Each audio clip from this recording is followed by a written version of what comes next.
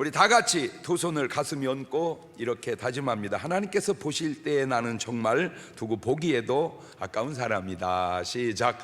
하나님께서 보실 때에 나는 정말 두고 보기에도 아까운 사람이다. 그렇습니다.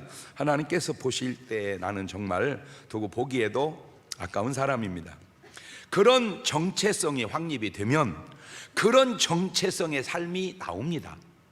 반대로 그런 삶이 나오지 않는 것은 혹시 그런 정체성이 아직 확립되지 않은 것은 아닌지 꼭 돌아보셔서 여러분의 삶에 하나님 보시기에 두고 보기에 가까운 그런 정체성의 삶이 나타나고 그렇게 사시는 여러분 되시기를 주님의 이름으로 축원합니다.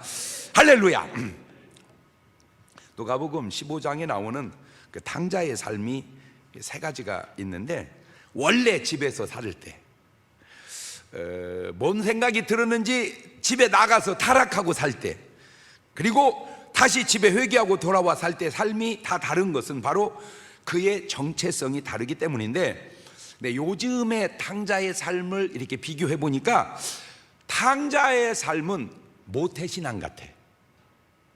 요즘으로 말하자면 탕자의 삶이 모태신앙 같아요. 그러니까 원래 집에 살 때는 아직 변화되지 못한 어떤 모태신앙의 삶이라면, 집에 나가 살 때는 모태신앙을 가진 자가 나가 타락하는 삶을 산 거예요.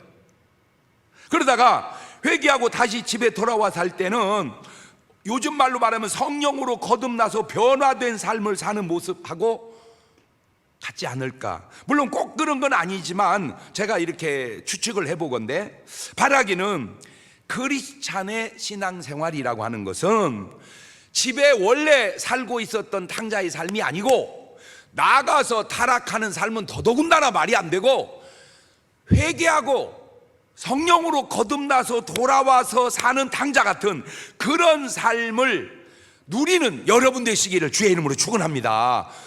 그러니까 진정한 크리스찬의 삶은 탕자의 삶으로 비했을 때 원래 집에서 살던 삶이 아니고, 나가서 타락한 삶도 아니고, 회개하고 성령으로 거듭나서 돌아와는, 그래서 뭔가 같은 집에서 살지만 다른 것은 아버지와 아들과 모든 관계 속에서 어떤 그 굉장히 기쁘고 즐겁고 감사하는 어떤 그런 삶이 우리 신앙생활 속에 있어져야 될 줄로 믿습니다.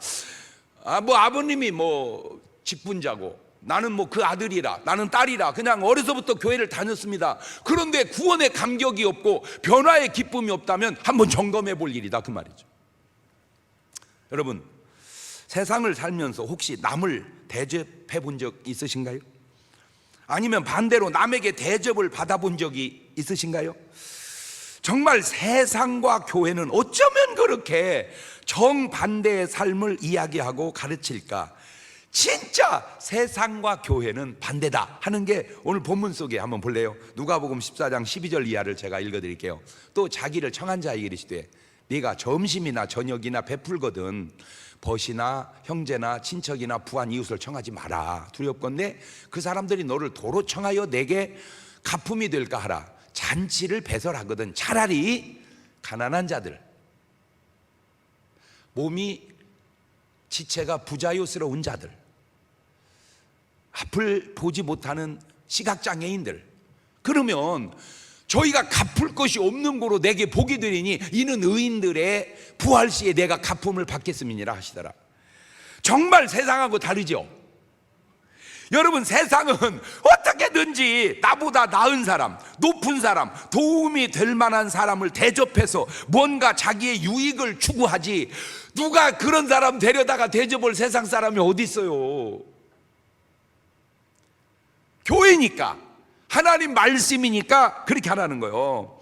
그런데 이거 참 여기에 아주 그 중요한 느낌을 주는 말이 하나 나오는데, 누가복음 14장 12절을 보면 또 자기를 정한 자에게 이르시되 네가 점심이나 저녁이나 베풀거든 벗이나 형제나 친척이나 부한 이웃을 청하지 말라.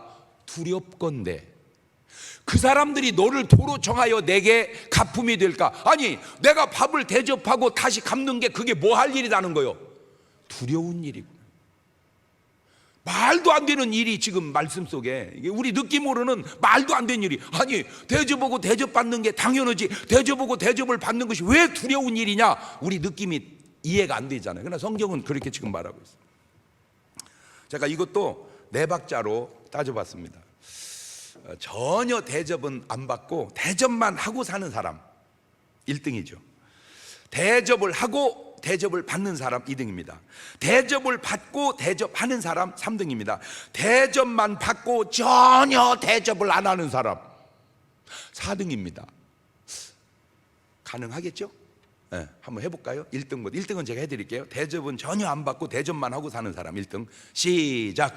대접은 전혀 안 받고 대접만 하고 사는 사람 1등. 2등, 대접을 하고 대접을 받는 사람. 3등, 대접을 받고 대접을 하는 사람. 4등, 전혀 대접은 안 하고 대접만 받고 사는 사람. 자, 여러분은 몇 번인가요? 왔다 갔다 하죠? 이게 왔다 갔다 하죠? 근데 제가 거제에 가면 아주 제일 큰 병원이 있습니다. 근데 그 병원에 제가 어떻게 볼 일이 있어서 들렸는데 그 직원이 이제 저를 픽업을 이렇게 해주는데 전화가 탁 울리더라고요. 전화가 울리는데 깜짝 놀랐어요. 황제 이렇게 써 있어요. 그러니까 전화 건 분이 황제야, 황제. 그래서 황제가 뭐야, 황제가. 그 전화를 막 하는데 알고 보니까 이사장님이에요. 그 병원의 이사장님이에요. 그러니까 그 이사장님을 이 사람은 이사장님 이렇게 안 쓰고 황제라. 왜 그러냐 그랬더니 너무 내가 어려울 때 그분이 나를 도와서 오늘 제가 있게 됐습니다. 그래서 저는 그분을 황제로 생각하고 삽니다.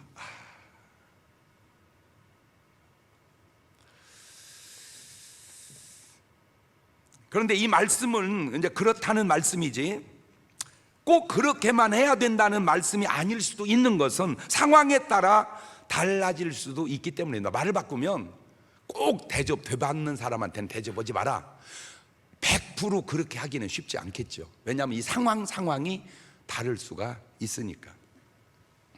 지금 이 말씀이 나오게 된 배경이 중요한데 바로 낮아짐, 겸손에 대한 말씀 끝에 나온 말입니다. 이 말이 누가복음 14장 10절을 보면 청함을 받았을 때 차라리 가서 말석에 앉아라. 그러면 너를 청한 자가 와서 너더러 덫에 올라앉으라 하리니 그때야 함께 앉은 모든 사람 앞에 영광이 있으리라. 무릇 자기를 높이는 자는 낮아지고 자기를 낮추는 자는 높아지리라. 지금 저 말 끝에 이 말씀이 나온 거예요. 그러니까 낮아져라. 그러면 높여주리라. 되갚을 수 없는 사람을 대접하라. 그러면 하나님께서 갚아주시리라. 나는 오늘 여러분 말씀 속에서 우리가 100% 있게 살기는 쉽지 않겠지만 그래도 여러분의 정신이 조금 성경적으로 바뀌어가는 어떤 전화위복의 동기부여가 될 수 있기를 바라요. 아하, 나는 지금까지 자꾸 나보다 나은 사람, 대접하면 더 좋은 사람만 하려고 했었는데 이제는 대접을 다시 되받을 수 없는 사람도 대접해야 되겠구나 하는 그런 좋은 싹이 여러분 머릿속에서 마음속에서 피어오르시기를 바라요. 왜 이 말씀이 중요할까? 바로 이 비유 속에 아주 중요한 말씀이 나오는데 마태복음 25장 37절 이하를 보면 이에 의인들이 대답하기로되 주여 우리가 어느 때에 주의 줄이신 것을 보고 공개하였으며 목마르신 것을 보고 마시게 하였나이까? 어느 때에 나그네 되신 것을 보고 영접하였으며 벗으신 것을 보고 옷 입혔나이까? 어느 때에 병드신 것이나 옥에 갇히신 것을 보고 가서 배웠나이까? 하리니 임금이 대답하여 가라사대 때 내가 진실로 너희에게 이르노니 너희가 여기 내 형제 중에 지극히 작은 자 하나에게 한 것이 곧 내게 한 것이니라. 이해가 되든 안 되든 저는 말씀을 이렇게 들으면서 참 주님이 좋은 분이고 참 주님이 만든 기독교가 참 좋은 종교다 하는 게 저 말씀 속에, 다시 말하면 높은 사람한테 잘해라 그게 나다 이렇게 말해도 오히려 그게 더 자연스럽잖아요. 그런데 주님은 지극히 작은 자에게 잘해라 그게 곧 나다.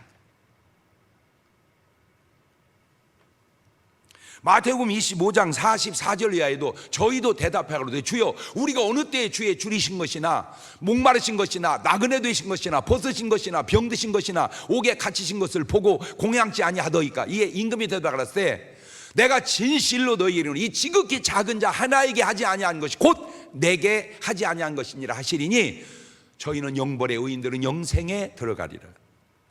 여기서 깨달을 수 있는 말씀은 지극히 작은 자와 예수님을 일치시키고 있다는 말씀이고, 이것이 구원과도 연관이 있을 수 있다는 사실입니다. 제가 그래서 성경에서 대접한 사람들을 쭉 찾아봤습니다. 성경에 대접한 사람을 쭉 찾아보니까 이제 첫 번째가 아브라함이 천사를 대접하더라고요. 창세기 18장 1절 이하를 보니까 여호와께서 마물의 상수리 숲을 근처에서 아브라함이 나타나시니라.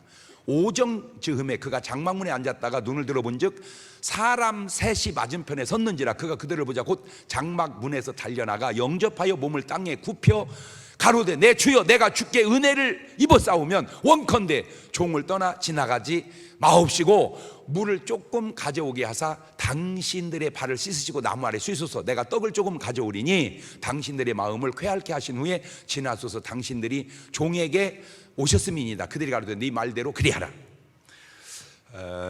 8절로 넘어갑니다. 아브라함이 뻐러와 우유와 하인이 요리한 송아지를 가져다가 그들의 앞에 진설하고 나무 아래 모셔섬에 그들이 먹으니라. 이것을 창세기 18장에 한 이것을 신약에 와서 히브리 기자는 뭐라고 표현하고 있냐? 히브리 13장 2절에 손님 대접하기를 잊지 마라. 이로써 부지 중에 천사들을 대접한 이들이 있었느니라. 그게 아브라함이고 그게 롯인데, 말 바꾸면 천사가 천사로 나타나는 게 아니라는 거예요. 하나님이 하나님으로 나타나는 게 아니라는 거예요. 아주 형편없는 사람으로, 보잘것없는 사람으로 나타난다, 그 얘기입니다. 그런데 이 대접으로 아브라함이 자식 이삭을 얻는 축복을 받게 됩니다. 창세기 18장 9절 이하인데 그들이 아브라함이 이르되 네 아내 사라가 어디 있느냐? 대답하되 장막에 있나이다. 그가 가라사대 기한이 이를 때에 내가 정녕 내게로 돌아오느니 네 아내 사라에게 아들이 있으리라 하시니 사라가 그 뒤 장막 문에서 들었더라. 하나님께서 아브라함을 불러낼 때가 75살 때입니다. 75살 때. 너는 너 본토 친척 아버지 집을 떠나 내가 내게 지시할 땅으로 가로되 큰 민족을 이루게 하리라. 하늘을 봐라. 저 별이 보이니 네가 네 자손을 별같이 많게 하리라. 먼지를 네가 셀 수 없을진데 내가 네 자식을 셀 수 없게 만들리라. 그러니까 25년 동안을 말씀만 하시는 거예요. 말씀만. 그러다가 24년째 아브라함 집에 천사 셋이 왔을 때 그 천사 대접하고 난 다음에 그 아들이 오는 거야. 물론 그냥 그럴 수도 있어요. 근데 그럴 수도 있기에는 희한해서 그래. 그 제가 세상 말로 뭘 깨달았냐? 야, 세상에 공짜는 없다. 야, 세상에 공짜는 없다. 시작. 그게 세상 사람들이 쓰는 속담입니다. 성경으로 가져오면 심는 대로 거둔다, 그 말이에요. 성경은 심는 대로 거둔다. 세상은 세상에 공짜는 없다, 같은 의미예요. 조금 뉘앙스는 이상하지만 원리적으로 그렇다, 그 말입니다. 하나님은 이삭을 그냥 줄 수도 있어요. 그런데 그냥 주시지 않고 그냥 줄 수 있는 일을 하게 하시고 주시는 것. 심는 대로 거둔다. 원인이 있어야 결과가 나온다. 같은 맥락입니다. 자, 두 번째가 롯입니다. 창세기 19장 1절입니다. 날이 저물 때 그 두 천사가 소돔에 이르니 마침 롯이 소돔 성문에 앉았다가 그들을 보고 일어나 영접하고 땅에 엎드려 절하여 가로되 내 주여 돌이켜 종의 집으로 들어와 발을 씻고 주무시고 일찍이 일어나 갈 길을 가소서. 그들이 가로되 아니라 우리가 거리에서 경야하리라. 롯이 간청하며 그제야 돌이켜서 그 집으로 들어오는지라. 롯이 그들을 위하여 식탁을 베풀고 무구병을 구우니 그들이 먹으니라. 꼭 그런 건 아니지만 롯의 이 대접과 아브라함의 기도로 롯이 소돔과 고모라의 멸망에서 구원을 받게 됩니다. 꼭 그런 건 아니라고 얘기했어요. 그러나 꼭 안 그렇다고도 할 수 없는 게 아브라함은 대접하고 이삭을 얻고 롯은 대접하고 구원을 받아요. 그런데 이 대접에도 차이가 납니다. 아브라함을 다시 봅시다. 창세기 18장 7절입니다. 아브라함이 또 짐승 떼에 달려가서 기름지고 좋은 송아지를 취하여 하인에게 주니 그가 급히 요리한지라. 아브라함이 뻐러와 우유와 하인이 요리한 송아지를 가져다가 그들 앞에 진설하고 나무에 모셔섬에 그들이 먹으니라. 이게 아브라함이 하나님의 천사를 대접한 장면입니다. 자, 이제 롯 대접하는 장면 뭘까요? 창세기 29장 3절에 롯이 간청하며 그제야 돌이켜서 그 집으로 들어온지라. 롯이 그들을 위하여 식탁을 베풀고 무교병을 구우니 그들이 먹으니라. 이게 롯의 대접입니다. 대접에도 너무 수준의 차이가 나는데 음식의 질보다 더 중요한 것이 사람인데, 아브라함은 아브라함 부인 사라 종들 다 동원해서 전사들 대접해요. 그런데 롯은 부인과 딸들은 다 없어지고 롯 혼자 무교병으로 대접합니다. 이 무교병이 뭐냐면 누룩을 넣지 않아서 만든 빵입니다. 예. 이거는 내가 볼 때 음식을 만든 게 아니고 있는 것 데펴서 준 것 같아. 조금 불편한 얘기지만 해서 주는 것과 데펴 주는 건 다르다. 웃음이 터져 나오네. 예.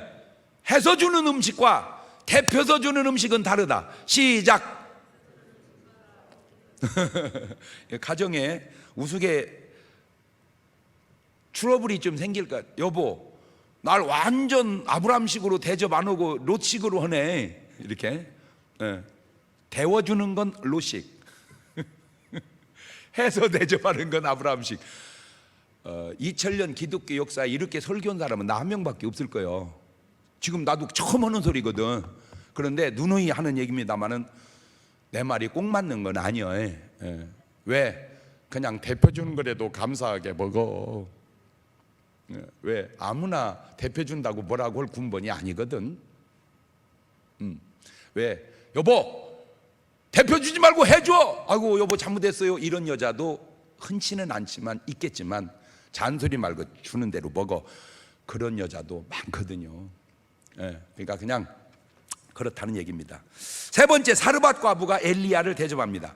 왕상 17장 9절 이하입니다. 너는 일어나 시돈에 속한 사르밧으로 가서 거기 유하라. 내가 그곳 과부에게 명하여 너를 공개하게 하였느니라. 저가 일어나 사르밧으로 가서 성문에 이를 때 한 과부가 그곳에서 나뭇가지를 줍는지라. 이에 불러가로되 청컨대 그릇에 물을 조금 가져다가 나로 마시게 하라. 저가 가지러 갈 때 엘리야가 저를 불러가로되 청컨대 네 손에 떡 한 조각을 내게로 가져오라. 저가 가로되 당신의 하나님 여호와의 사심을 가리켜 맹세하노니 나는 떡이 없고 다만 통에 가루 한 웅큼과 병에 기름 조금뿐이라.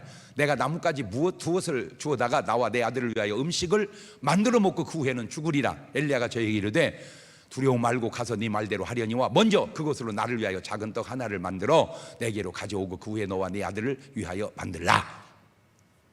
성경에 나오는 대접 가운데 정말 등수 안에 드는 초라한 대접입니다. 이게 무슨 대접입니까? 밀가루 조금하고 기름 조금하고 그냥. 이거는 아까 롯보다도 모던 대접 같아요. 그런데 중요한 것은 그 초라한 대접이 그 상황에서는 그렇게 중요할 수 없는 대접이었다는 사실입니다. 왜냐하면 별건 아니요, 밀가루 조금 기름 조금. 그런데 그 별것 아닌 것이 이제는 먹고 죽으려고 하는 마지막 음식이기 때문입니다. 참으로 대단한 것이 그것을 달라고 하는 엘리야도 대단합니다. 전 솔직하게 달라고 난 못 얻었어요. 그냥 네가 먹어라. 내가 먼저 죽는 게 낫지. 어떻게 내가 살고 너를 죽이겠냐. 나 같으면 그러겠어. 근데 엘리야는 달라는 거예요. 그것을 대접하는 사르밧 과부 대단합니다. 시험 될 일이죠. 벼룩이 간을 빼먹지. 먹고 죽으려는 밀가루를 내놔라. 어우 저게 선지자 맞아. 저게 요즘 말로 저 목사요? 예이 싹군 같은 이라고. 그런 시험 들죠. 근데 엘리야는 사르밧 과부는 달라고도 하고 대접도 해요. 그런데 그것으로 나타나는 기적이 또 대단합니다. 대접 뒤에는 기적이 있다. 시작. 그런데 여러분 대접하고 싶은 사람만 하지 말고 정말로 하기 싫은 사람 대접을 한번 해보세요. 기적이 일어납니다. 아우, 내가 지금 말이 여기까지 막 튀어나오려고 그러는데 지금 참고 있어. 지금 해버릴까 말까 어떻게 할까? 해? 참여해야 되는데. 해버려. 하지마. 우리 집사람은 하지 말라고 그러고 여러분은 하라고. 이게 다 달라 이래서. 그러니까 여러분은 목사니까 하라고 그러고 집사람은 신랑이니까 하지 마라. 제가 카톡에 이렇게 생일자가 뜹니다. 쭉 생일 축하를 하면 정말로 하기 싫은 사람이 있어요. 이 사람은 내 축하해주기 싫은 사람이. 그런데 내가 한 가지 원칙을 정했어요. 뭐냐? 아무리 싫어도 축하는 하자. 그래서 했어요. 그랬더니 그분이 전화가 왔어요. 그래서 대화를 했어요. 굉장히 많이 풀어졌어요. 오해들이. 제가 거기서 놀라운 걸 발견했어요. 진짜 오해가 많다는 거를. 그래서 제가 뭔 얘기 하려다 말았냐면, 지금 대통령께서 한 목사님을 감옥에 넣지 말고 데려다가 밥 한 번 먹이면 이게 엄청나게 반전의 효과가 나타날 것 같아. 내가 느낌상. 그냥 내 느낌입니다. 이거는 정 아니면 뭐 잘못한 죄값은 그냥 받는다 하더라도 그냥 특별 뭐 해가지고 청와대 불러서 밥 한 번 먹여놔 보세요. 아마 그리고 충분하게 얘기해 보세요. 그러면 내가 볼 때 어마어마하게 나라가 화목되는 엄청난 일이 날 것 같아요. 뭔 얘기하려고 그러느냐? 악으로 악을 갚지 말고 선으로 악을 갚아라. 말 바꾸면 대접으로 해결을 한번 해봐라. 이 얘기 하려고 싶어요. 뭘로? 왜? 대접에는 기적이 나타난다. 자 보세요. 열왕기상 17장 15절입니다. 저가 가서 엘리야의 말대로 하였더니 저와 엘리야가 식구가 여러 날 먹었으나 여호와께서 엘리야로 하신 말씀같이 통에 가루가 다하지 아니하고 병에 기름이 없어지지 아니하니라. 오병이어의 기적을 예수님만 일으킨 게 아니라 이미 엘리야가 수백 년 전에 그런 역사를 이뤄냈는데, 그 역사의 동기가 뭐냐? 그 마지막 먹고 죽을 음식 대접하고 이 축복을 받는 거예요. 이거 아무것도 아니요. 이거 아무것도 아니요. 이건 아무것도 아니요. 더 큰 축복이 옵니다. 열왕기상 17장 17절입니다.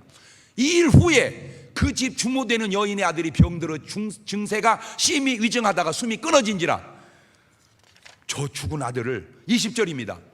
여호와께 부르짖어가로되 나의 하나님 여호와여, 주께서 또 내가 우구하는 집 과부에게 재앙을 내리사 그 아들로 죽게 하셨나이다 하고 그 아이 위에 몸을 3번 펴서 엎드리고 여호와께 부르짖어가로되 나의 하나님 여호와여, 원컨대 이 아이의 혼으로 그 몸에 돌아오게 하옵소서 하니 여호와께서 엘리야의 소리를 들으심으로 그 아이의 혼이 몸으로 돌아오고 살아난지라. 엘리야가 그 아이를 안고 다락의 방에서 내려가며 그 어미에게 주며 이르되 보라 네 아들이 살아났니라. 보세요. 그 밀가루 한갓 기름 조금 가지고 엘리야를 대접합니다. 그 기근송 안에 밀가루가 떨어지지 않는 기적을 체험합니다. 아들이 죽습니다. 그 아들을 살려냅니다. 대접 속에 이런 엄청난 역사가 있구나. 말을 바꾸면 대접하고 싶은 사람만 대접하지 말고 정말로 대접하기 싫은 사람을 대접을 해봐라. 그 얘기입니다. 그 얘기예요. 정말로 주고 싶은 사람만 주지 말고 주기 싫은 사람을 주어봐라. 거기서 역사가 일어나.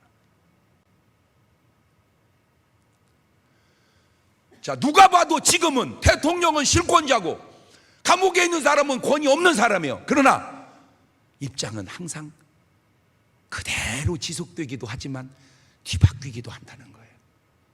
말을 바꾸면 어떻게 될지는 모르지만 대통령이 위험에 처했을 때 그 누구보다도 감옥에 간 양반이 그러면 안 된다고 변호하면 그것처럼 위대한 변호가 어디 있겠냐.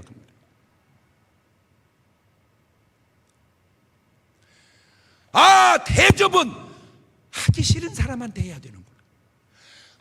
대접은 하기 싫은 사람한테 해야 되는구나. 옳지, 시작. 그렇죠. 이게 목사가 성경에 근거해서 할 수 있는 얘기입니다. 일반인은 쉽지 않을 거예요. 그러니까 하나님 말씀을 들어야 되는 거예요. 여러분, 무지하게 얽혔던 것들이요 너무 쉽게 풀립니다.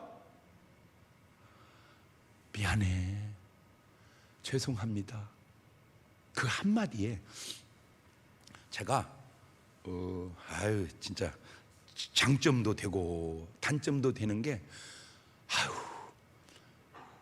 천하의 장경동 목사가 말이요, 이 청소를 다 하다 보니까 이 호수관이 쭉 이게 묻혀 있는 거야. 그냥 묻어놔 버리면 되는 걸 그놈을 또 다 이렇게 캐내 가지고 그놈을 또 다시 쓰려고, 구약시대 건데 지금 보니까 그놈을 다 이렇게 이제 꺼내서 이제 헌데 보니까 이것이 엉켰어요. 이게 그냥 버려도 되는데 그놈을 풀었더니 졸졸졸졸졸졸 풀리는 거야. 하하, 여러분, 실타래 풀을 때 처음부터 끝까지 어려운 실도 있겠지만 하나만 풀리면 나머지는 그냥 풀리는 거야. 관계라는 게 오늘 이렇게 풀 줄 알았다면 이혼을 왜 하며, 원수가 왜 되며, 척을 왜 지며, 자살을 왜 하겠냐고. 풀지 못해서. 그 푸는 원동력이 뭐냐? 간단해. 대접. 어려운 것도 아닙니다. 어려운 것도 아니에요. 밀가루. 아이고, 참, 밀가루 먹으면 안 되는데. 근데 그거는 통밀가루였을 거예요, 아마. 왜? 그때는 그런 기술이 없었으니까. 통밀가루는 좋은 겁니다. 통밀가루는 좋은 거예요. 자, 네 번째. 이거 하기 전에 제가 얘기했잖아. 우리 하나님 화끈한 하나님이라고. 째째하게 먹을 것만 해결하는 게 아니라 죽을 자식도 해결해 준 것처럼 그 말씀이 있으니 그런 역사가 나타나고, 그런 역사가 바로 하나님의 살아계심을 나타내는 건데, 무슨 말입니까? 믿음의 사람이 하나님의 살아계심을 증명한다. 말 바꾸면 하나님이 안 계시는 게 아니라 하나님의 살아계심을 나타낼 믿음의 사람이 부족하다, 그거죠. 이 사르밧 과부가 뭐예요? 아무것도 아니요, 과부야, 과부. 그런데 그 사르밧 과부가 하나님의 살아계심을 나타내잖아.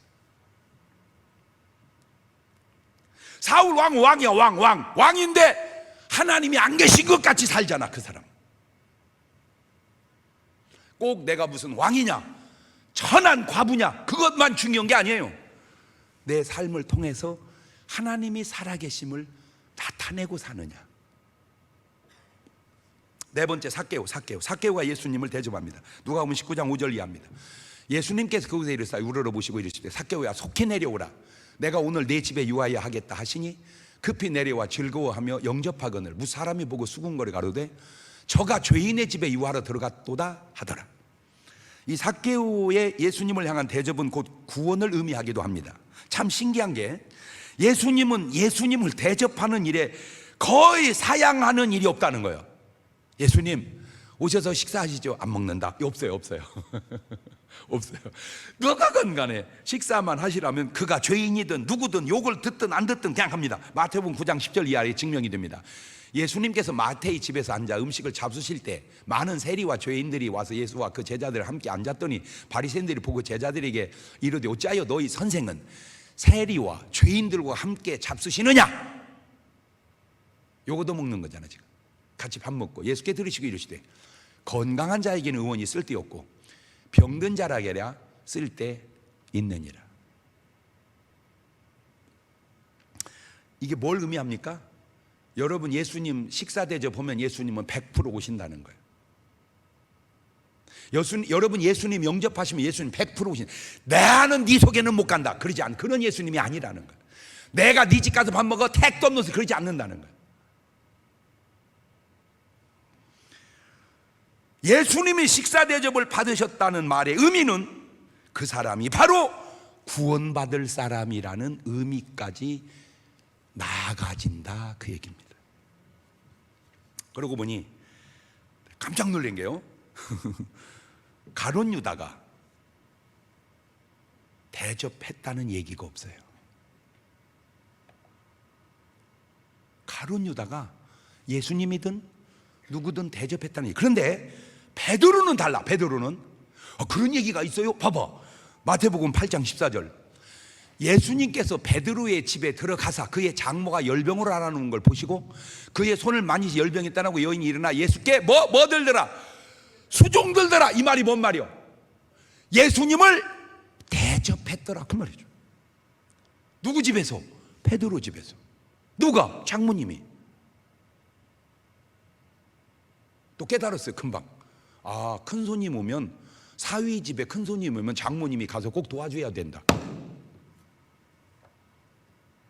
사위 집에 큰 손님이 오시면 장모님이 꼭 가셔서 도와줘야 된다. 지금 그죠? 이런 걸 확대 해석이라고 그래. 누가복음 10장 38절을 보면, 저희가 길 갈 때 예수께서 한 촌에 들어가심에 마르다라 이름하는 한 여자가 자기 집으로 영접하더라. 이 마르다, 마리아, 나사로 참 신기한 체험들을 가진 사람들인데, 마리아는 향유로 예수님을 대접하고, 마르다는 먹을 것으로 주님을 대접하고, 나사로는 죽은 지 나흘 만에 살아나는 체험을 한 사람들입니다. 그러니까 대접하는 사람들 뒤에는 놀라운 간증들이 있더라는 거예요. 이게 성경을 찾아보니까.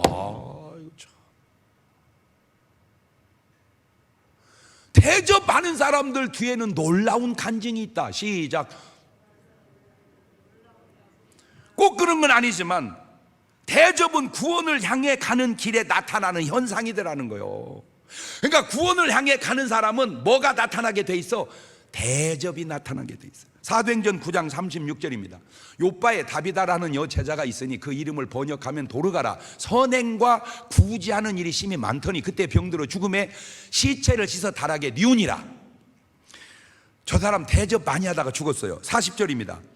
베드로가 사람을 다 내어보내고 무릎을 꿇고 기도하여 돌이켜 시체를 향하여 가로되 다비다야 일어나라 하니 그가 눈을 떠 베드로를 보고 일어나 앉는지라.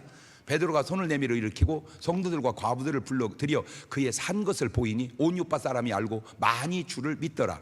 베드로가 요빠에 여러 날 있어 시몬이라는 피장이 집에서 뭘 받으시더라? 유한이라. 그 말은 오늘 제목을 집어넣으면 대접을 받으시더라. 대접자라면 병도 낫고 구원도 받는다, 그렇게 말하면 지나친 얘기입니다. 그럼 어떻게 말해야 됩니까? 구원받은 사람은 대접하는 일을 잘한다. 그렇게 표현하는 것이 더 나을 것 같습니다. 다윗 왕과 사울 왕의 차이점 생각하다가 이 대접의 관점으로 보니까 참 다윗은 어려운 자들, 병든 자들, 소외된 자들 대접을 잘했어요. 그런데 사울은 정말 대접을 모르는 사람입니다. 저밖에. 누가복음에 부자들 얘기가 많이 나오는데 특별히 4명의 부자가 등장합니다. 더 있기는 하지만 12장에 어리석은 부자가 나오고 16장에 부자와 나사로가 나오고 18장에 부자 관원이 나오고 19장에 삭개오가 나오는데 이 중에 구원받은 사람 오직 삭개오뿐이고, 이 삭개오만 오직 예수님을 대접할 줄 아는 사람이었습니다. 여러분, 대접과 잔치는 또 차원이 다릅니다. 잔치는 자기가 즐기자는 것이고 대접은 정말 상대방을 위하는 겁니다. 잠언 23장 6절을 볼까요? 악한 눈이 있는 자의 음식을 먹지 말며 그 진찬을 탐내지 말지어다. 대저 그 마음의 생각이 어떠하면 그 위인도 그러한지 그가 너더러 먹고 마시라 할지라도 그 마음은 너와 함께하지 아니함이라. 네가 조금 먹은 것도 토하겠고 네 아름다운 말도 헛된 대로 돌아가리라. 저거는 잘못된 대접이죠. 어떤 목적을 가지고 하는 대접, 동기가 순수하지 않은 대접, 사고 저지르려고 하는 대접입니다. 로마서 12장 13절입니다. 성도들의 쓸 것을 공급하며 손 대접하기를 힘쓰거라. 대접은 그냥 하는 게 아니고 힘을 써야 되는 것 같습니다. 예수님도 산상보훈 속에 이런 말씀을 하시죠. 마태복음 7장 12절에 그러므로 무엇이든지 남에게 대접을 받고자 하는 대로 너희도 남을 대접하라. 이것이 율법이고 선지자라. 조금 말이 어색하지만 대접은 율법이다, 대접이 선지자다. 선지자가 선지자가 아니고 대접이 선지자다. 율법이 율법이 아니고 대접이 율법이다. 마태복음 10장 42절에도 또 누구든지 제자의 이름으로 이 소자 중 하나에게 냉수한 것이라도 주는 자는 내가 진실로 너희에게 이르노니 그 사람이 결단코 상을 잃지 아니하리라. 대접 돈 걱정했는데 아주 쉽네요. 물 한 잔이면 되네요. 참 성경이 얼마나 훌륭한지 이해가 되죠. 상다리가 부러지게 차려라, 그게 얘기 아니잖아요. 물 한 잔이에요. 근데 또 무지하게 부자가 물 한 잔 주면 요거도 먹재. 정말 없고 힘들고 어려울 때 물 한 잔도. 나라 안에 좋은 일도 있고 안 좋은 일도 있고 어려운 일도 있고 또 나아지는 일도 있고 항상 그렇죠. 누가 하든 버무려 갑니다. 그런데 총체적으로 어렵다는 말은 부정할 수 없을 것 같아요. 교회도 지난주에는 뭐 진짜 인원 조금 앉혀놓고 오니까 설교가 허공에 하는 것 같더니 그래도 오늘은 참 신기한 게 얼추 세어보니까 49명이 있는 것 같아. 야, 진짜 우리 교회는 왜 이래? 50명 제한이니까 49명까지 딱 끊어가지고. 설교가 좀 지난주하고 좀 달라진 것 같죠? 확실히 앉혀놓고 오니까 힘이 좀 더 나는 것 같네. 꼭 부탁하고 싶어요. 다시 어려움은 극복해 가면 됩니다. 관계는 회복해 가면 됩니다. 잘못한 거에 대한 벌은 받아야 됩니다. 그건 어쩔 수 없죠. 그러나 벌 받는 사람에게 청와대에서 꼭 좋은 물을 공급해 주면 좋을 것 같습니다. 힘내시라고. 잘못에 대한 응벌과 관계는 또 다른 차원이기 때문입니다. 내가 이렇게 얘기하는 것은 그게 나라가 화합되는 길 같아서 얘기한 것이고, 오늘 여러분에게 얘기합니다. 냉수 한 그릇이라도 불편한 사람에게 진심을 다해 접대해 보십시오. 상상할 수 없는 놀라운 열매들이 나타나게 되고, 더 깊이 얘기할까요? 10년 후에 생길 암을 그 냉수가 막아주는 겁니다. 기도하십시다. 두 손을 가슴에 딱 얹으시고 회고해 보세요. 여러분이 대접하고 싶은 사람이 누군가, 정말로 대접하기 싫은 사람이 누군가, 그 사람을 대접해야 합니다. 왜? 그래야 대접이 돌아오지 않기 때문이고, 그래야 하나님이 역사할 수 있기 때문입니다.